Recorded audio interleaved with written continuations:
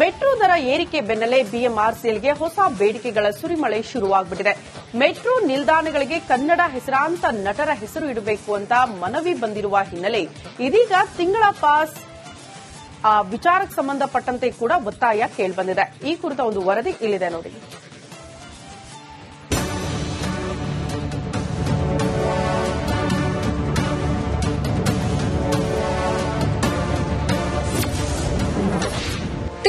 Metro pass ನೀಡುವಂತೆ ಮನವಿ. ಬಿಎಂಆರ್ಸಿಎಲ್ಗೆ ಸಂಸದ ಪಿಸಿ ಮೋಹನ್ ಮನವಿ.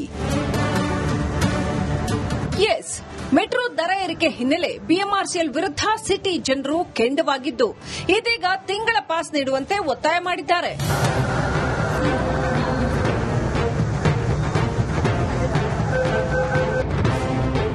ಹೌದು, ನಮ್ಮ ಮೆಟ್ರೋದಲ್ಲಿ ಸದ್ಯ ದರ ಏರಿಕೆಯಿಂದ 1 ಲಕ್ಷ ಜನ ಪ್ರಯಾಣಿಸದಿದ್ರೂ ದಿನಕ್ಕೆ 7 ಲಕ್ಷ ಜನ ಸಂಚಾರ ಮಾಡ್ತಾರೆ. ಹೀಗಾಗಿ ಮೆಟ್ರೋ ಅವಲಂಬಿತರಿಗೆ ಹಾಗೂ ಶಾಲಾ ಕಾಲೇಜಿನ ವಿದ್ಯಾರ್ಥಿಗಳಿಗೆ ಅನುಕೂಲವಾಗಲಿದೆ ಅಂತ ಸಂಸದ ಪಿಸಿ ಮೋಹನ್ ತಿಂಗಳ ಪಾಸ್ಗೆ ಒತ್ತಾಯ ಮಾಡಿದ್ದಾರೆ.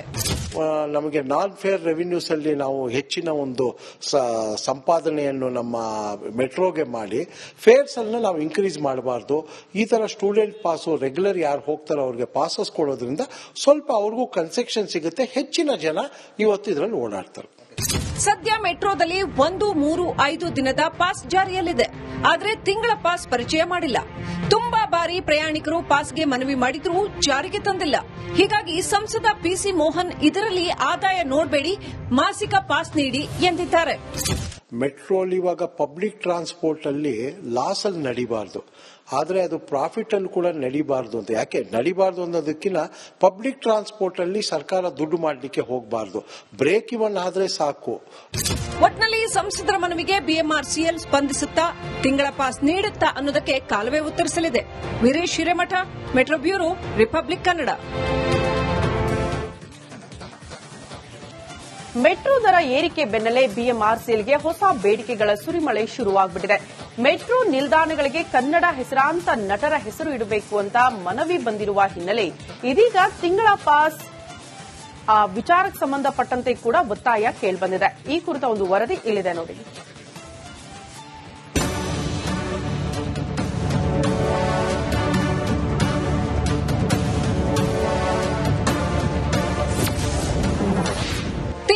ಮೆಟ್ರೋ ಪಾಸ್ ನೀಡುವಂತೆ ಮನವಿ.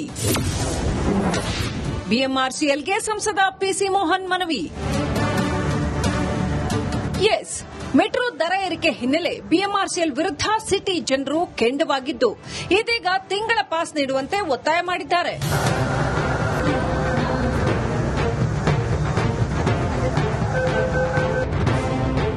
ಹೌದು, ನಮ್ಮ ಮೆಟ್ರೋದಲ್ಲಿ ಸದ್ಯ ದರ ಏರಿಕೆಯಿಂದ 1 ಲಕ್ಷ ಜನ ಪ್ರಯಾಣಿಸದಿದ್ರೂ ದಿನಕ್ಕೆ 7 ಲಕ್ಷ ಜನ ಸಂಚಾರ ಮಾಡ್ತಾರೆ. ಹೀಗಾಗಿ ಮೆಟ್ರೋ ಅವಲಂಬಿತರಿಗೆ ಹಾಗೂ ಶಾಲಾ ಕಾಲೇಜಿನ ವಿದ್ಯಾರ್ಥಿಗಳಿಗೆ ಅನುಕೂಲವಾಗಲಿದೆ ಅಂತ ಸಂಸದ ಪಿಸಿ ಮೋಹನ್ ತಿಂಗಳ ಪಾಸ್ಗೆ ಒತ್ತಾಯ ಮಾಡಿದ್ದಾರೆ.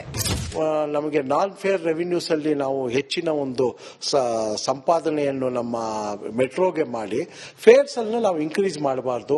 ಈ ತರ ಸ್ಟೂಡೆಂಟ್ ಪಾಸು ರೆಗ್ಯುಲರ್ ಯಾರು ಹೋಗ್ತಾರೋ ಅವ್ರಿಗೆ ಪಾಸಸ್ ಕೊಡೋದ್ರಿಂದ ಸ್ವಲ್ಪ ಅವ್ರಿಗೂ ಕನ್ಸೆಷನ್ ಸಿಗುತ್ತೆ. ಹೆಚ್ಚಿನ ಜನ ಇವತ್ತು ಇದರಲ್ಲಿ ಓಡಾಡ್ತಾರೆ. ಸದ್ಯ ಮೆಟ್ರೋದಲ್ಲಿ 1, 3, 5 ದಿನದ ಪಾಸ್ ಜಾರಿಯಲ್ಲಿದೆ.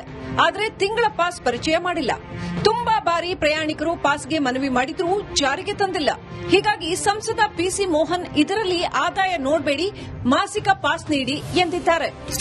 ಮೆಟ್ರೋಲ್ ಇವಾಗ ಪಬ್ಲಿಕ್ ಟ್ರಾನ್ಸ್ಪೋರ್ಟ್ ಅಲ್ಲಿ ಲಾಸ್ ಅಲ್ಲಿ ನಡಿಬಾರ್ದು, ಆದ್ರೆ ಅದು ಪ್ರಾಫಿಟ್ ಅಲ್ಲಿ ಕೂಡ ನಡಿಬಾರ್ದು ಅಂತ. ಯಾಕೆ ನಡಿಬಾರ್ದು ಅನ್ನೋದಕ್ಕಿಂತ ಪಬ್ಲಿಕ್ ಟ್ರಾನ್ಸ್ಪೋರ್ಟ್ ಅಲ್ಲಿ ಸರ್ಕಾರ ದುಡ್ಡು ಮಾಡಲಿಕ್ಕೆ ಹೋಗಬಾರ್ದು, ಬ್ರೇಕ್ ಇವನ್ ಆದ್ರೆ ಸಾಕು. ಒಟ್ನಲ್ಲಿ ಸಂಸದರ ಮನವಿಗೆ ಬಿಎಂಆರ್ಸಿಎಲ್ ಸ್ಪಂದಿಸುತ್ತಾ ತಿಂಗಳ ಪಾಸ್ ನೀಡುತ್ತಾ ಅನ್ನೋದಕ್ಕೆ ಕಾಲವೇ ಉತ್ತರಿಸಲಿದೆ. Veeresh Hiremath, metro bureau, Republic Kannada.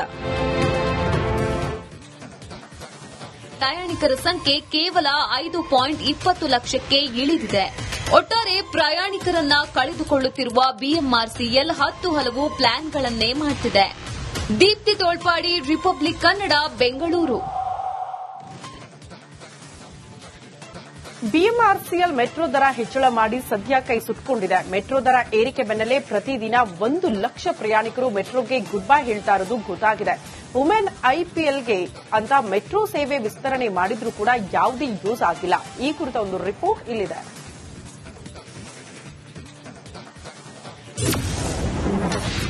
ನಮ್ಮ ಮೆಟ್ರೋಗೆ ಸಿಟಿ ಜನರು ಗುಡ್ ಬೈ.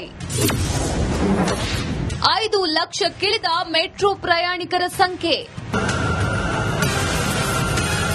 ಬೆಂಗಳೂರಿನ ಟ್ರಾಫಿಕ್ ಕಿರಿಕಿರಿ ತಪ್ಪಿಸಿಕೊಳ್ಳಲು ಮೆಟ್ರೋ ಏರ್ತಿದ್ದ ಸಿಟಿ ಜನ ಇದೀಗ ಮೆಟ್ರೋಗೆ ಗುಡ್ ಬೈ ಹೇಳೋ ಮನಸ್ಸು ಮಾಡಿದ್ದಾರೆ.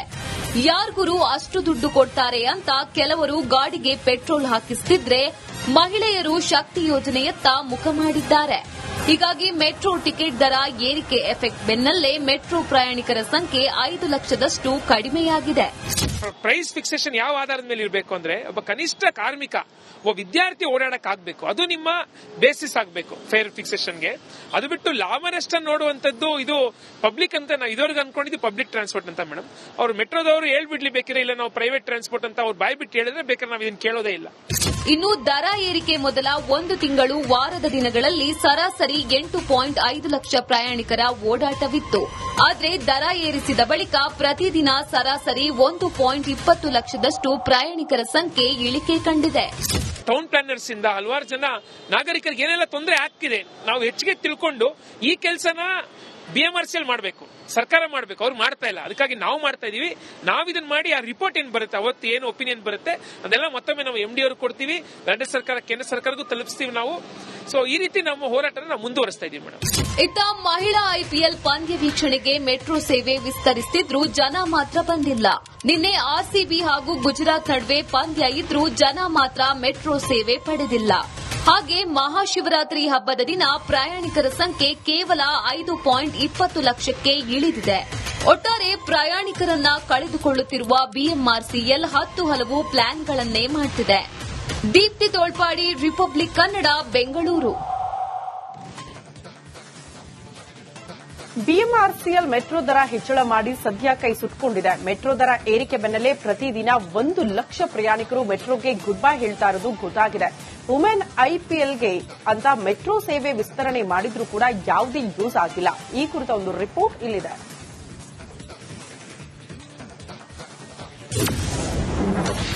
ನಮ್ಮ ಮೆಟ್ರೋಗೆ ಸಿಟಿ ಜನರು ಗುಡ್ ಬೈ. 5 ಲಕ್ಷಕ್ಕಿಳಿದ ಮೆಟ್ರೋ ಪ್ರಯಾಣಿಕರ ಸಂಖ್ಯೆ. ಬೆಂಗಳೂರಿನ ಟ್ರಾಫಿಕ್ ಕಿರಿಕಿರಿ ತಪ್ಪಿಸಿಕೊಳ್ಳಲು ಮೆಟ್ರೋ ಏರ್ತಿದ್ದ ಸಿಟಿ ಜನ ಇದೀಗ ಮೆಟ್ರೋಗೆ ಗುಡ್ ಬೈ ಹೇಳೋ ಮನಸ್ಸು ಮಾಡಿದ್ದಾರೆ. ಯಾರ್ಗುರು ಅಷ್ಟು ದುಡ್ಡು ಕೊಡ್ತಾರೆ ಅಂತ ಕೆಲವರು ಗಾಡಿಗೆ ಪೆಟ್ರೋಲ್ ಹಾಕಿಸ್ತಿದ್ರೆ, ಮಹಿಳೆಯರು ಶಕ್ತಿ ಯೋಜನೆಯತ್ತ ಮುಖ ಮಾಡಿದ್ದಾರೆ. ಹೀಗಾಗಿ ಮೆಟ್ರೋ ಟಿಕೆಟ್ ದರ ಏರಿಕೆ ಎಫೆಕ್ಟ್ ಬೆನ್ನಲ್ಲೇ ಮೆಟ್ರೋ ಪ್ರಯಾಣಿಕರ ಸಂಖ್ಯೆ 5 ಲಕ್ಷದಷ್ಟು ಕಡಿಮೆಯಾಗಿದೆ. ಪ್ರೈಸ್ ಫಿಕ್ಸೇಷನ್ ಯಾವ ಆಧಾರದ ಮೇಲೆ ಇರಬೇಕು ಅಂದ್ರೆ, ಒಬ್ಬ ಕನಿಷ್ಠ ಕಾರ್ಮಿಕ, ಒಬ್ಬ ವಿದ್ಯಾರ್ಥಿ ಓಡಾಡಕ್ ಆಗ್ಬೇಕು. ಅದು ನಿಮ್ಮ ಬೇಸಿಸ್ ಆಗಬೇಕು ಫೇರ್ ಫಿಕ್ಸೇಷನ್ಗೆ. ಅದು ಬಿಟ್ಟು ಲಾಭ ನಷ್ಟ ನೋಡುವಂತದ್ದು ಇದು ಪಬ್ಲಿಕ್ ಅಂತ ನಾವು ಇದುವರೆಗೂ ಅನ್ಕೊಂಡಿದ್ದು ಪಬ್ಲಿಕ್ ಟ್ರಾನ್ಸ್ಪೋರ್ಟ್ ಅಂತ ಮೇಡಮ್. ಅವ್ರು ಮೆಟ್ರೋದವರು ಹೇಳ್ಬಿಡ್ಲಿ ಬೇಕಿದ್ರೆ, ಇಲ್ಲ ನಾವು ಪ್ರೈವೇಟ್ ಟ್ರಾನ್ಸ್ಪೋರ್ಟ್ ಅಂತ ಅವ್ರು ಬಾಯ್ ಬಿಟ್ಟು ಹೇಳಿದ್ರೆ ಬೇಕಾದ್ರೆ ನಾವು ಇದನ್ನ ಕೇಳೋದೇ ಇಲ್ಲ.